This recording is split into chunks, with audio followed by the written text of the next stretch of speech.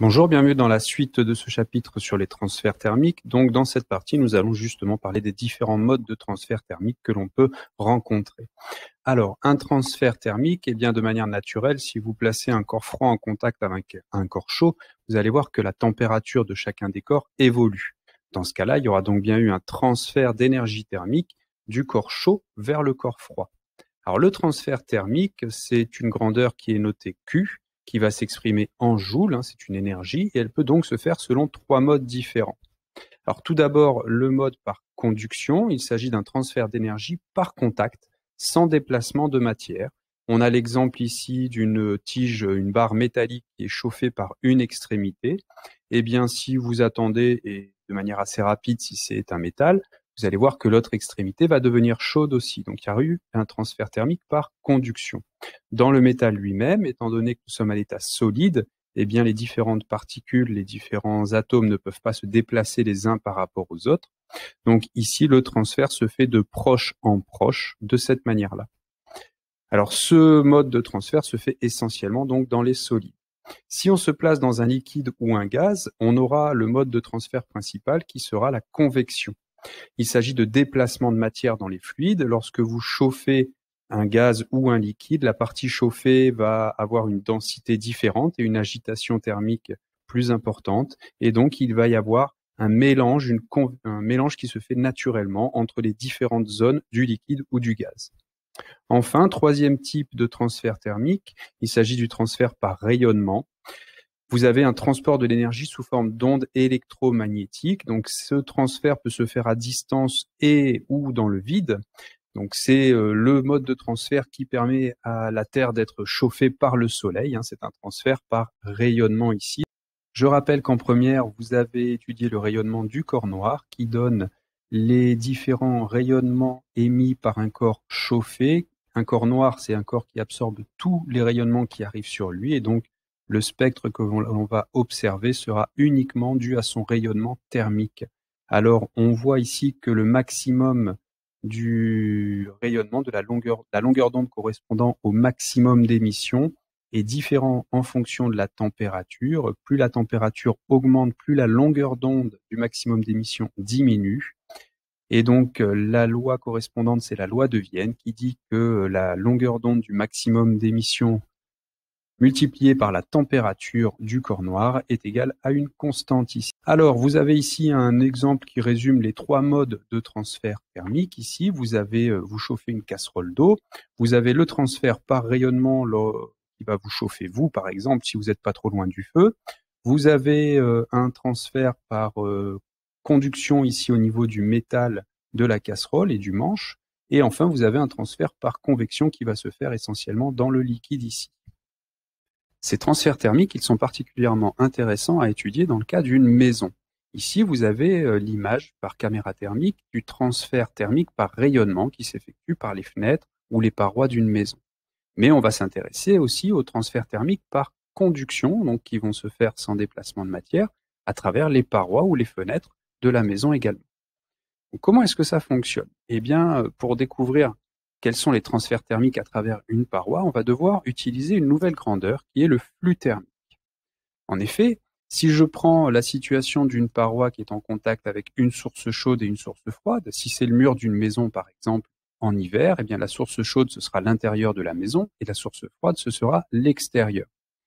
L'énergie thermique qui va être transférée de la source chaude vers la source froide, elle va bien sûr dépendre du temps total pendant lequel on va mesurer ce transfert thermique. Donc c'est pas très intéressant. On aimerait avoir une mesure qui ne dépend pas de la durée du transfert. Donc on va introduire le flux thermique, qui est l'équivalent d'un débit d'énergie. Donc le flux thermique, c'est l'énergie thermique transférée à travers une paroi par seconde. Et donc il va se déterminer en utilisant la relation phi, donc la lettre grecque phi, qui est égale au transfert thermique Q, l'énergie transférée Q, divisé par la durée delta T du transfert. L'énergie thermique est en joules, la durée du transfert est en secondes, donc on obtient des joules par seconde. Et des joules par seconde, ce sont des watts. Donc le flux thermique, en fait, c'est l'équivalent d'une puissance. Alors ce flux thermique à travers la paroi, de quoi est-ce qu'il va dépendre? Eh bien, il va dépendre de chaque paroi, de la nature de la paroi. Et donc, à chaque paroi, on va lui associer une résistance thermique. Il y a des parois qui vont mieux résister que d'autres au transfert thermique. Et donc, pour une maison, on souhaite avoir une résistance thermique importante. Donc, plus la résistance sera grande, plus le flux thermique à travers la paroi sera faible. Ce flux thermique, il va aussi dépendre de la différence de température entre les sources qui existent de chaque côté de la paroi. Plus la différence sera grande et plus le flux thermique va être important, plus les pertes d'énergie thermique vont être importantes.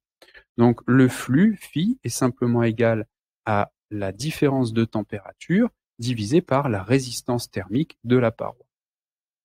Mais alors, qu'est-ce qui fait la résistance thermique de la paroi? Eh bien, ça dépend des matériaux qui la constituent. Il y a des matériaux qui sont de bons isolants et qu'on préférera utiliser pour une maison à des matériaux qui sont de mauvais isolants. Donc la résistance thermique de la paroi va dépendre de la conductivité thermique du matériau, conductivité thermique notée lambda, et également, bien sûr, de l'épaisseur E de la paroi. Plus elle sera épaisse, mieux elle va isoler, et de la surface S totale qui va être en contact avec les sources.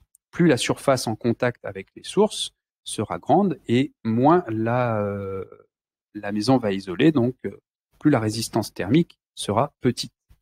Alors, la relation qui lie toutes ces grandeurs, c'est que la résistance thermique est égale à l'épaisseur de la paroi divisée par la conductivité thermique et divisée également par la surface S. Alors si la paroi est constituée de plusieurs couches isolantes de différents matériaux, eh bien simplement les résistances thermiques de chacun de ces matériaux va s'additionner. C'est pour ça que généralement les murs des maisons sont faits de plusieurs épaisseurs avec différents matériaux qui ont chacun leur fonction.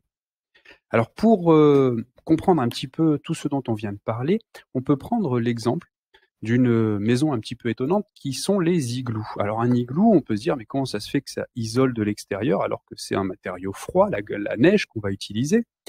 Et pourtant, alors il y a plusieurs facteurs qui expliquent cela. En fait, tout d'abord la résistance thermique. Pour construire un igloo, on doit utiliser de la neige compactée. Et la neige compactée, elle a une conductivité thermique qui est assez faible. Elle conduit assez faiblement la chaleur finalement. Si vous regardez sur cette échelle, elle se situe entre le bois et les maçonneries classiques qui sont en briques. Donc on a une conductivité de 0,25 watts par mètre et par Kelvin.